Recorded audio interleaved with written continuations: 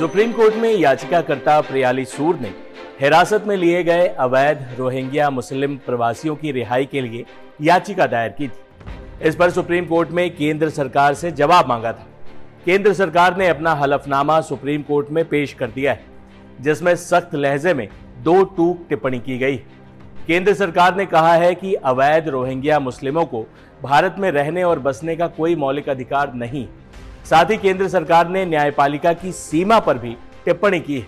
केंद्र के हलफनामे में कहा गया है कि न्यायपालिका अवैध रूप से भारत में प्रवेश करने वालों को शरणार्थी का दर्जा देने के लिए एक अलग श्रेणी बनाने के लिए संसद और कार्यपालिका के विधायी और नीतिगत डोमेन में प्रवेश नहीं कर सकती।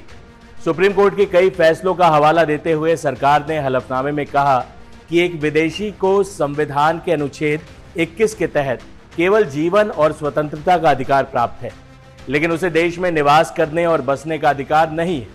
सरकार ने अपने हलफनामे में कहा कि भारत UNHCR शरणार्थी कार्डों को मान्यता नहीं देता है। सरकार ने हलफनामे में कहा कि भारत पहले ही पड़ोसी देश बांग्लादेश से बड़े पैमाने पर आए अवैध प्रवासियों की समस्या से जूझ रहा है। इसने भारतीय सीमावर्ती राज्यों जैसे असम और बंगाल की डेमोग्राफी काफी हद तक बदल दी। सरकार ने हलफनामे में आगे कहा कि अवैध रोहिंग्याओं का भारत में रहना आंतरिक सुरक्षा के लिहाज से खतरनाक है। सरकार को रोहिंग्याओं के नकली पहचान पत्र हासिल करने, मानव तस्करी और आतंकी गतिविधियों में संलिप्तता के बारे में विश्वसनीय जानकारी, जो देश की आंतरिक और राष्ट्रीय सुरक्षा के लिए खतरा है।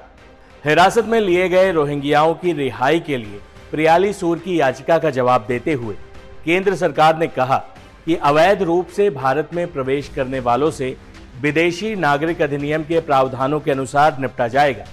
भारत रोहिंग्याओं से अपने घरेलू ढांचे के अनुसार निपटेगा, क्योंकि भारत ने 1951 में हुए शरणार्थी सम्मेलन के प्रोटोकॉल पर हस्ताक्षर नहीं किए। याचिकाकर्ता ने अपनी याचिका में यह भी मांग की थी कि रोहिंग्याओं के साथ वैसा ही व्यवहार किया जाए जैसे तिब्बत और श्रीलंका के शरणार्थियों के साथ किया जाता है। इस मांग पर सरकार ने जवाब देते हुए कहा कि व्यक्तियों के किसी भी वर्ग को शरणार्थी के रूप में मान्यता दी जानी है या नहीं, यह शुद्ध रूप से एक नीतिगत निर्णय है। विधायी ढांचे के बाहर शरणार्थी की स्थिति की कोई मान्यता नहीं हो सकती और शरणार्थी स्थिति की ऐसी घोषणा अदालत के आदेश द्वारा नहीं की जा सकती।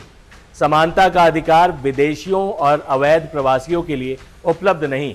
हलफनामे के मुताबिक भारत में अवैध रोहिंग्या शरणार्थियों की संख्या 40,000 से अधिक हो चुकी है। हलफनामे में सरकार ने साफ किया कि ऐसे रोहिंग्या शरणार्थी जिनके पास संयुक्त राष्ट्र के दस्तावेज नहीं हैं, उन्हें भारत से जाना ही होगा। केंद्र सरकार ने अपने हलफनामे में अवैध रोहिंग्या शरणार्थियों की वजह से हो रही दिक्कतों के बारे में बताया है।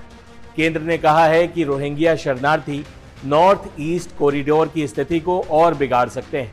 रोहिंग्या देश में रहने वाले बौद्ध नागरिकों के खिलाफ हिंसक कदम उठा सकते हैं।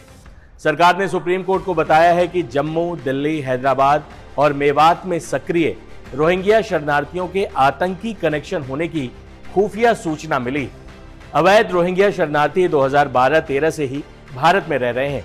केंद्र ने कहा है कि ये लोग बिना किसी डॉक्यूमेंट के एजेंटों की मदद से भारत म्यांमार के पोरस बॉर्डर को पार कर भारत आ गए। इनके पाकिस्तान स्थित आतंकी संगठनों से कनेक्शन की भी जानकारी मिली। केंद्र सरकार ने यह भी चिंता जताई कि अवैध शरणार्थियों की वजह से कुछ एक जगहों पर आबादी का अनुपात गड़बड़ हो सकता है। अब सरकार के रुख से साफ है कि अवैध रोहिंग्या मुस्लिमों के मामले में केंद्र सरकार कोई भी समझौता नहीं करने जा रही। इस तरह की तमाम वीडियोस, देश दुनिया की सारी खबरों के लिए आप बने रहें टाइम्स नाउ भारत डिजिटल के साथ। शुक्रिया।